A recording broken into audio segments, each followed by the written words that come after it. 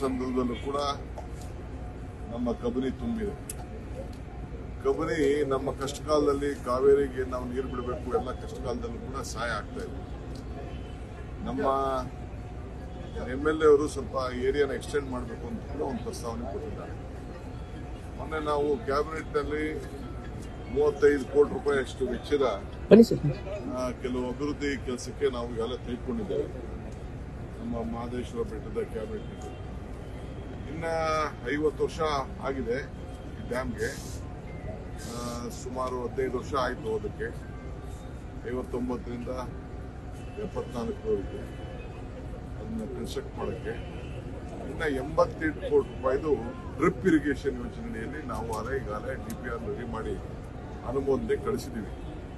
ಇಡೀ ರಾಜ್ಯದಲ್ಲೇ ನಮ್ಮ ಟೆಕ್ನಿಕಲ್ ಟೀಮು ಎಲ್ಲ ಡ್ಯಾಮ್ಗಳು ಕೂಡ ಸೇಫ್ಟಿಗೋಸ್ಕರ, ಯಾವಾಗ ನಮ್ದು ಇದ್ರದ್ದು ತುಂಗಭದ್ರದ ಸ್ವಲ್ಪ ಒಂದು ಗೇಟ್ ಎಡ್ವರ್ಟ್ ಆಯಿತು, ಆ ದೃಷ್ಟಿಯಿಂದ ಇಡೀ ರಾಜ್ಯದ ಎಲ್ಲ ಡ್ಯಾಮ್ಗಳಿಗೂ ಕೂಡ ನಾವು ಒಂದು ಟೆಕ್ನಿಕಲ್ ರಿಪೋರ್ಟ್ಗೆ ಒಂದು ಡ್ಯಾಮ್ ಸೇಫ್ಟಿಗೋಸ್ಕರ ನಾವು ಕಳಿಸ್ಕೊಟ್ಟಿದ್ದೀವಿ.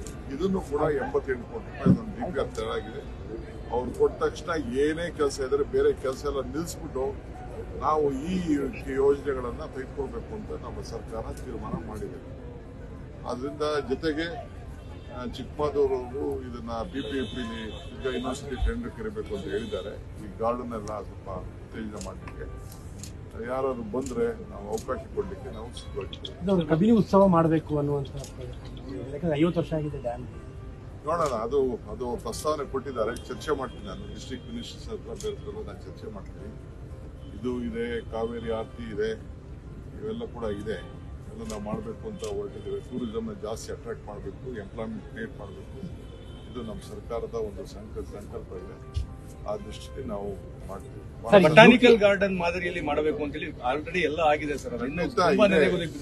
ನಂದಿಗುದಿ ಅಂತಂದ್ರೆ ಬಂಡವಾಳ ಹಾಕೋರು ಬರಬೇಕು, ಸರ್ಕಾರದಿಂದ ಹಾಕಬೇಕು. ಫಸ್ಟ್ ನಾವು ಪ್ರಯಾರಿಟಿ ನೀರನ್ನ ಸರಿಯಾದ ರೀತಿ ಬಳಕೆ ಆಗಬೇಕು. ಡ್ಯಾಮ್ ಸೇಫ್ಟಿ ವಿಚಾರಕ್ಕೆ ನಾವು ಮಾಡ್ತಾ ಇದ್ದೀವಿ. ಸರ್, ನೀವು ನಿನ್ನೆ ಡೆಲ್ಲಿಗೆ ಹೋಗಿದ್ದ ವಿಚಾರ ಬಹಳ ದೊಡ್ಡ ಮಟ್ಟದಲ್ಲಿ ಚರ್ಚೆ ಆಗ್ತಾ ಇದೆ.